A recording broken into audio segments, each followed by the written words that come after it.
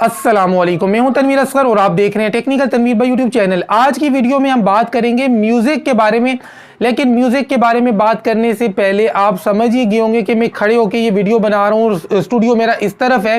तो भैया लाइट आज फिर नहीं है।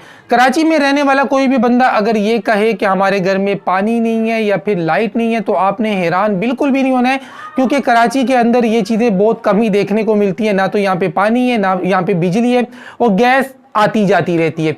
आते हैं जी वापस अपने टॉपिक की तरफ, म्यूजिक के बारे में। देखिए शॉर्ट सी वीडियो है। आम तौर पे यूट्यूबर्स क्या कर रहे हैं, जो न्यू यूट्यूबर्स हैं, ये मुख्तलिफ वीडियो एडिटिंग की एप्लीकेशन से म्यूजिक डाउनलोड करके यूज कर लेते हैं। जैसे जी काइन मास्टर से यूज कर लिया, कैपकट से यूज कर लिया, फिल्मोरा से यूज कर लिया, या XYZ कोई भी वीडियो एडिटिंग की एप्लीकेशन है, उसके ऊपर जो म्यूजिक पड़ा होता है, उनके माइंड में ये होता है कि यार ये तो रॉयल्टी फ्री है, चलो इसको मैं डाउनलोड करके अपनी वीडियो में यूज कर लेता हूं, इससे कोई मसला नहीं होगा। तो सर ये आपकी गलत फहमी है। इसके ऊपर भी रीयूज कंटेंट का मसला आता है। किसी भी वीडियो एडिटिंग एप्लीकेशन के ऊपर जो म्यूजिक पड़ा हुआ है वो आप यूज नहीं कर सकते। दूसरी बात, बहुत सारे लोग ये सवाल कर रहे हैं कि यार तनवीर भाई यूट्यूब ऑडियो लाइब्रेरी का म्यूजिक में यूज करता हूं, उसके ऊपर भी रीयूज कंटेंट का मसला आ गया। तो देखें भाई, यूट्यूब ऑडियो लाइब्रेरी का जो म्यूजिक पड़ा हुआ है, इसके बारे में आपको कई दफा मैं बता चुका हूं। ये आपने तब यूज करना है जब आपकी अपनी जो क्रिएशन है वो सफिशिएंट हो, आपका अपना जो काम है वो काफी हो। लेकिन अगर आपकी वीडियोस कंप्लीटली डिपेंड कर रही हैं यूट्यूब ऑडियो लाइब्रेरी के म्यूजिक के ऊपर, तो फिर आपके चैनल के ऊपर रीयूज कंटेंट का मसला आता है। रीयूज कंटेंट को लेकर इससे पहले काफी ज्यादा डिटेल से मैं वीडियोस बना चुका हूं।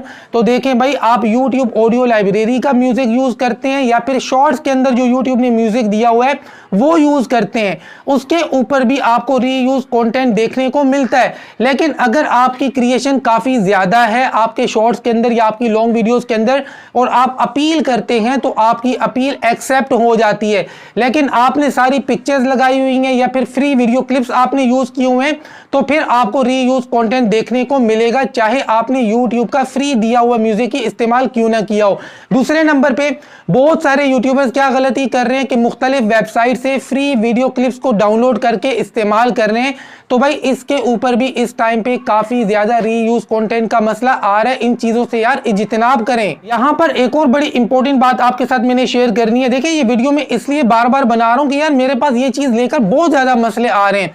अच्छा, कुछ यूट्यूबर्स ये सवाल करते हैं कि यार तनवीर भाई हमने म्यूजिक खरीदा है या फिर ये जो फ्री वीडियो क्लिप्स हमने यूज किए हैं हमने फलां वेबसाइट से परचेज किए हैं।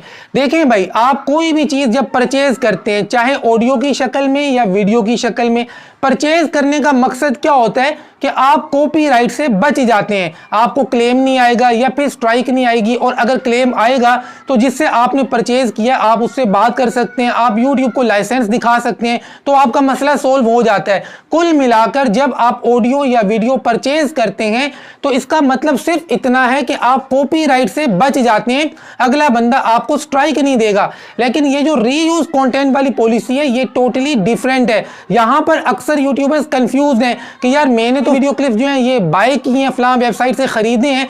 खरीदने का ये मतलब नहीं है कि YouTube के ऊपर ये रीयूज कंटेंट नहीं आएगा, स्ट्राइक नहीं आएगा। आपने खरीदा है ना, ओरिजिनल बंदे से खरीदा है, तो अब वो आपको स्ट्राइक नहीं देगा। लेकिन ये जो वीडियो क्लिप है हजारों लाखों लोगों ने यूज किया है और आपकी जो क्रिएशन है वो सफिशिएंट नहीं है, तो खरीदने के बावजूद आपको रीयूज कंटेंट देखने को मिलेगा। और अगर आपको लगता है कि यार आपकी क्रिएशन ज्यादा है और यूट्यूब ने गलत आपको रीयूज कंटेंट का मसला दे दिया है, तो आप एक प्रोफेशनल वीडियो अपील करें। एक प्रोफेशनल वीडियो अपील करने से आपका मसला हल हो जाता है और आपका चैनल वापस मोनेटाइज हो जाता है। लेकिन अगर आपकी क्रिएशन सफिशिएंट नहीं है, काफी नहीं है, तो आपकी अपील भी रिजेक्ट कर दी जाती है और फिर 3 महीनों के बाद आपने री अप्लाई करना होता है।